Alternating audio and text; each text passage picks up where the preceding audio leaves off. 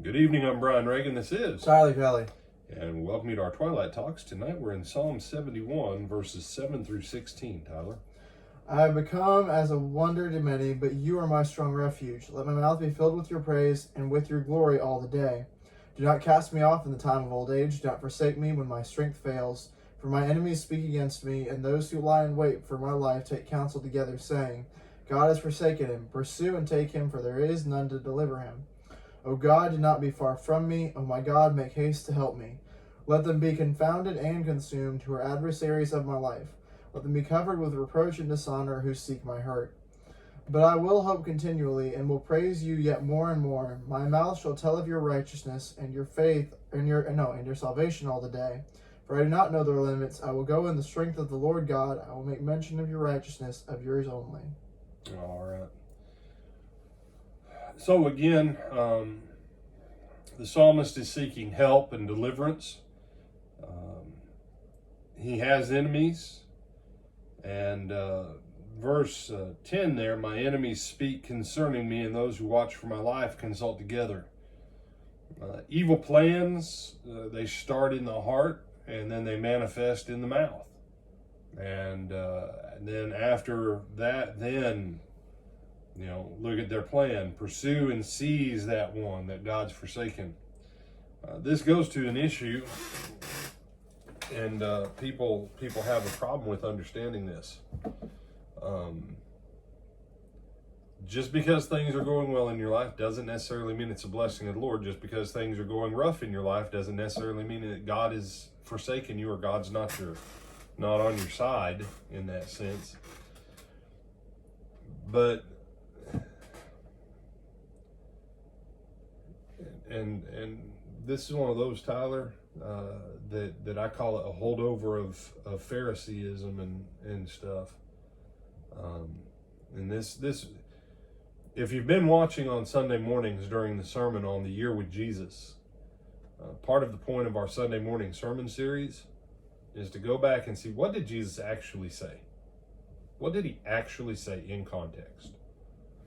And in light of everything else he said, what does that actually mean in context, what he said? Because, like the man who was born blind, do you remember what the apostles asked him about that guy? Wasn't it what sin did his parents commit that would cause him to be born blind? Oh, no, better than that. You forgot the other half of it. And didn't he sin as well or something? Yeah, they asked him, they said, what sin did this man commit, or his parents, that he was born blind? Now, wait a second. A baby in the womb committed enough sin for the wrath of God to strike him blind. Apparently.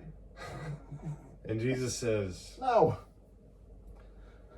Okay, neither this man nor his parents did anything wrong.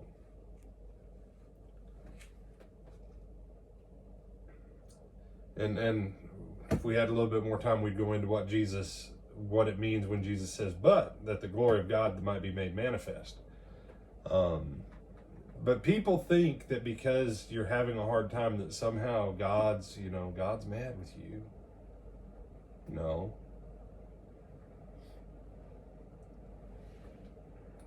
Because the psalmist was trying to live right, he was in a place of hardship, and the people who were trying to do him wrong were taking his hardship as a sign that God was no longer on his side.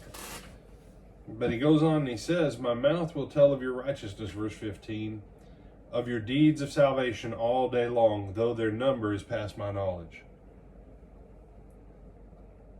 In the midst of trouble, he does one thing that makes the difference. He complains like a little whiner baby. Is that correct, Tyler? Pretty much. No. What did we just read? My mouth will tell of your righteous acts, of your deeds of salvation all day long, though their number is past my knowledge. In the midst of the trouble, he praises. And this is the same thing with Paul and Silas in Acts chapter 16, when they're in the jail in Philippi. They've been beat and put in stocks. you understand that means their day went from bad to worse. And they're praying and singing.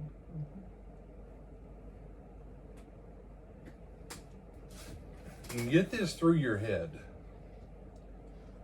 And you have to get it through your head before it'll ever get into your heart.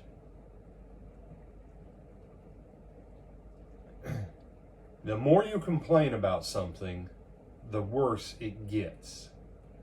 The more you give voice to it, the worse it gets. We could turn the country around tomorrow if we would just make the news media only report good, blessed, positive, happy things. But they don't make their money that way. They make their money peddling fear, gloom, and doom. And I can do it. I don't do it because just it's kind of a mean thing to do, but it's psychologically valid. By the end of the day, and I can tell Tyler right now, by the end of the day, Tyler, you're going to feel sick. You're not going to come over for supper. You're just, and you're going to be at home, trying to keep anything that you eat down. And he'd be like, no, I'm not gonna. And when Tyler and I go to Rotary or something like that, as Tyler's standing there, I go, Tyler, are you okay, man? Hey, so-and-so, doesn't Tyler look kind of rough today? He looks like he's under the weather. He looks like he's sick. Now, Tyler knows, right? That I've already told him what my plan for him is for the day, to make him feel sick. So he can't keep anything down by the end of the day. So he can resist mine. But now, as someone else looks at him, his mind will trick him. And the moment someone else starts going, yeah, Tyler, you do feel kind of like you're under the weather. You look a little bit peaked, man. You feeling all right? And I go say to someone else, man, so-and-so just noticed Tyler ain't doing too good. He doesn't look right to you, does he? And if I can get 15 or 20 people to do that in short order,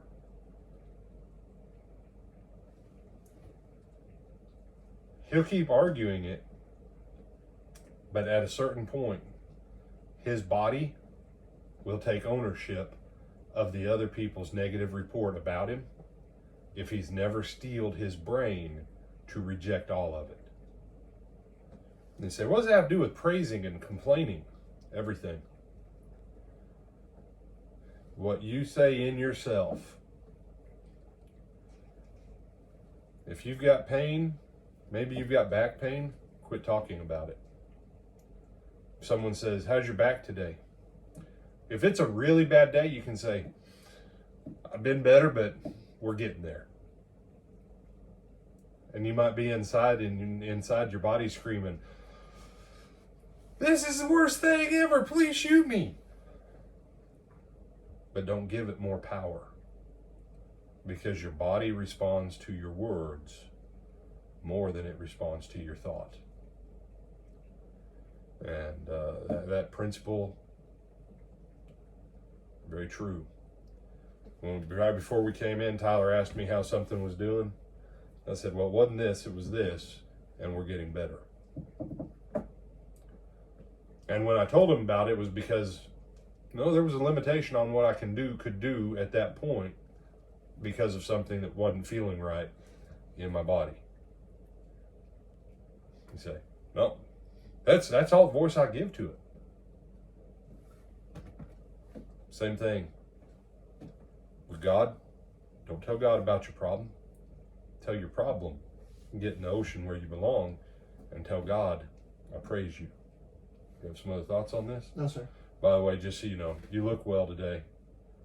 And if you end up sick at the end of the day, it's your fault, not mine. Because I've just told you look well. And I'm not going to sabotage you at any meetings today and get 20 people to tell you how bad you look. Good. Oh, wait, no. Grogu has a different opinion. We'll see y'all tomorrow morning.